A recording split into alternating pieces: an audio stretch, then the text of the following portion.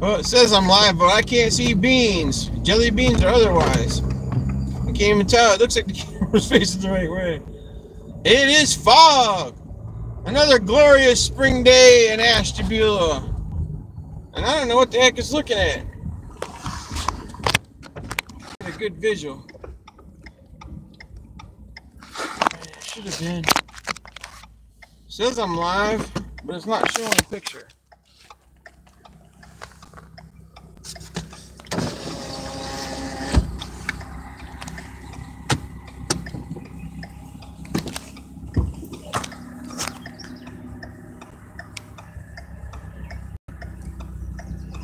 Alright, well, we worked out the technical. It is foggy, but the camera's covered by the tape because it's filming the wrong direction. So it is fog, and we've got our live stream going. I don't have a holder, so I had to go this mode because otherwise it wouldn't stay up there because of my homemade holder. So that's why it's in this mode for those of you that wonder. So far, it doesn't seem to be jumpy, but I won't know until the playback. This is my third live stream, but the other two are really jumpy. I'm just showing you the wonderful fog on this wonderful spring day in wonderful Ashtabula. Technically, I'm by the freeway. It's Austinburg. But it's pretty thick fog. Like, I mean, right there's the bridge, and you can't see past those lights. You can barely see the tail lights up there. I can, but the camera's not picking them up, and that car just turned. Now we'll be following this truck because I dilly-dallied, but that's okay. So the live stream seems to be working. You can see with the red light, you can see the fog. I mean, you should be able to see the hotel over there, and you should be able to see, but it's pretty thick fog. It started last night, and it's even thicker this morning. It's been fairly thick all night, but when I first went to work last night, it wasn't that thick. It was still rolling in. You could see it rolling in like smoke, like as high as the light poles, which is kind of funny. It was like a higher fog, and then probably just because where we were situated, it was rolling in. But it's still foggy. Everybody's got their lights on. Hopefully, at least all the cars I've seen got their lights on, and you can see how thick it is. Like usually, you can see those hotels there, the truck stop. It's, I don't know. I mean, that's pretty good visibility. I mean, you could drive safely. I want to say you could drive close to the speed limit, maybe a little under. If you're being safe, you're a little under the speed limit.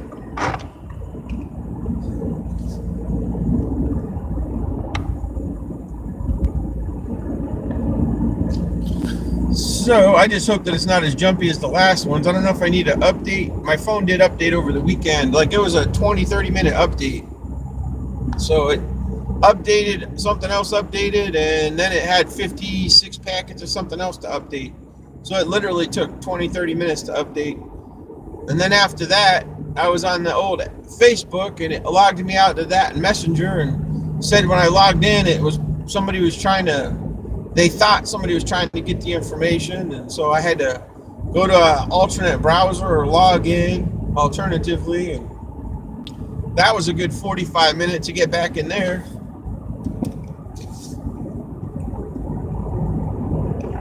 So we're rolling live on 45. Almost had a rhyme to it. Visibility is almost the speed limit, I guess you could say. I mean, you can easily see 50 feet, probably 100. You can't see 1,000 feet, but you can easily see 100, maybe 200 feet. They got the lights on a little farther. I can see your car way down there that the camera's not picking up. There, you can see it now. I just barely saw it in the camera. I'm gonna leave my lights on. I even got my fogs on, but I don't think they do much. And then give us a little bit of light, brighten up the picture. But yeah, I'm gonna have to get a holder for this phone so you can put it in the sideways mode there. But the way the dashboard is, all you would see is window wiper. It looks like I'll have to try it. Maybe if I adjust it a different way until I get a holder of some kind.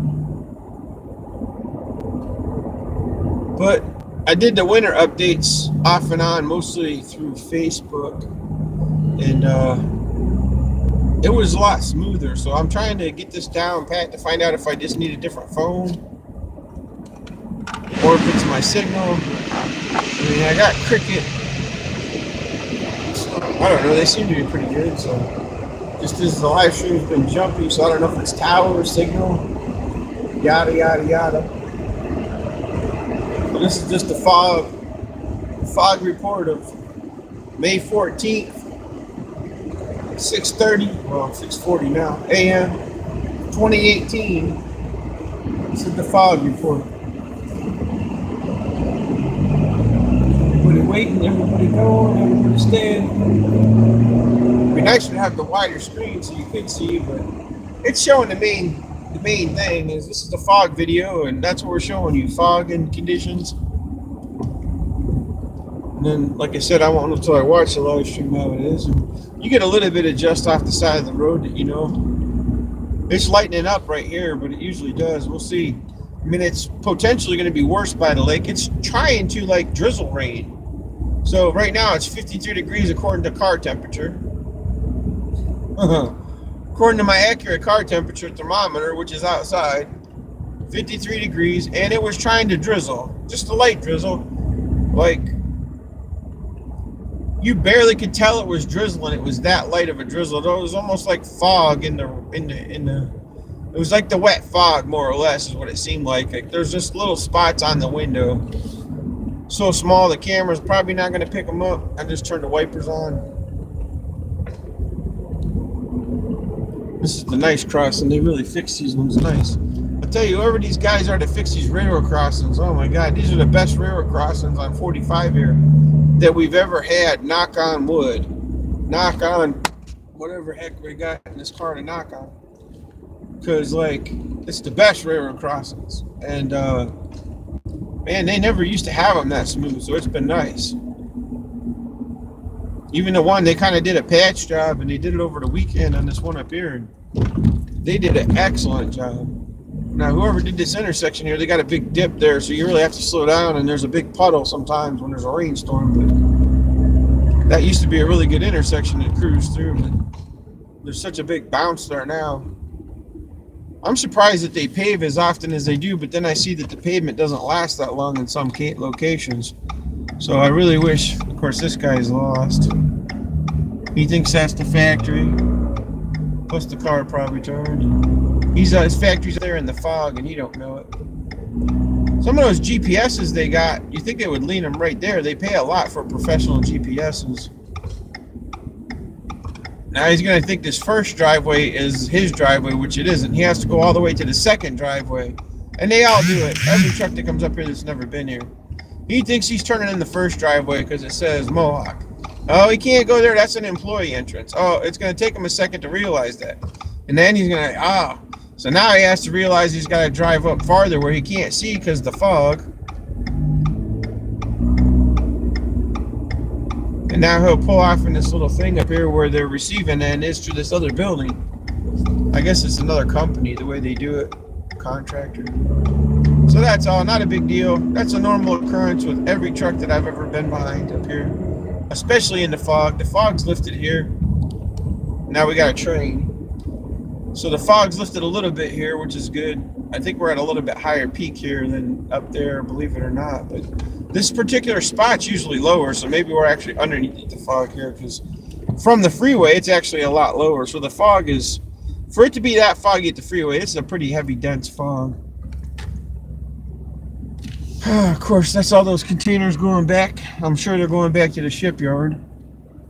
That train used to be 13 cars long. Now that thing can be 100 or more.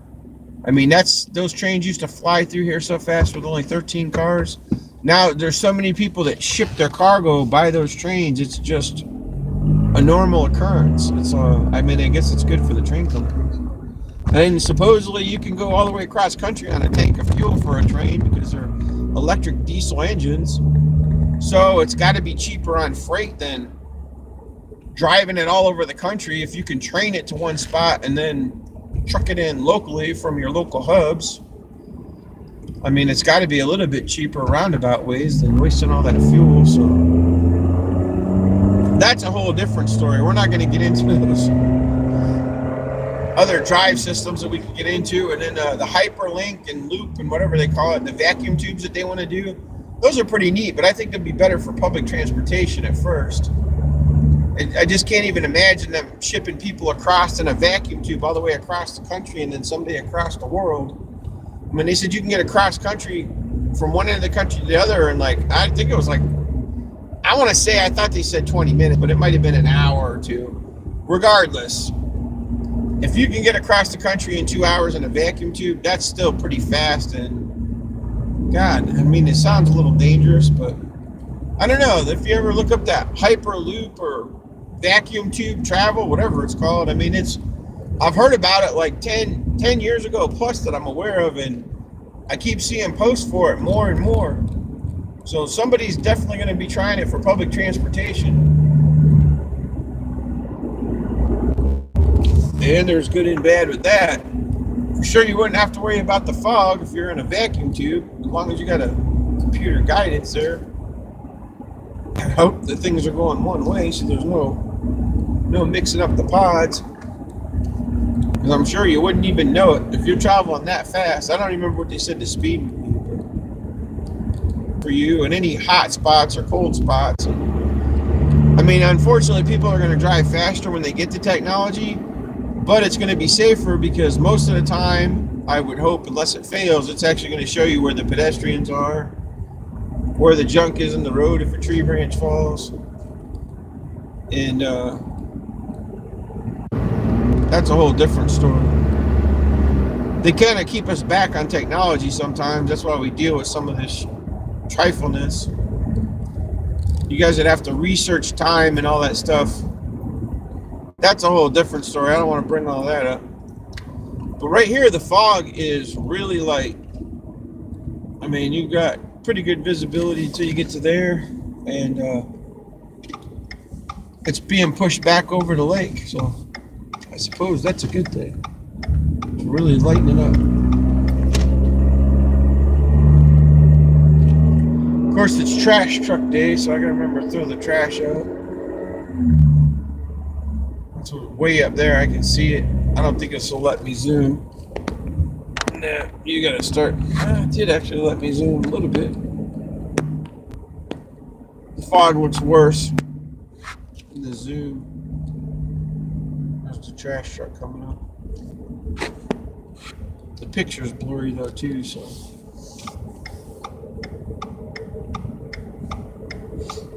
Those are pretty cool lights they got on the back there. It's kind of like an amber gold light. That's one of the smartest things they ever put. And some of the school buses have that technology too, which, I mean, for safety wise, that's one of the smartest things they put on some of those things. It's such high visibility. It really does help. Now, if the fog was thicker, it wouldn't help as much, but it was better than nothing. All right, well, that shows you a better view of the fog, because the fog is a little heavier here now because we're going into a lower spot. So that it is. Comes and goes, dips and dives. All right, that's it for my fog live stream. Got about 14 minutes of video. Thank you for stopping in. I'm sure we'll meet again.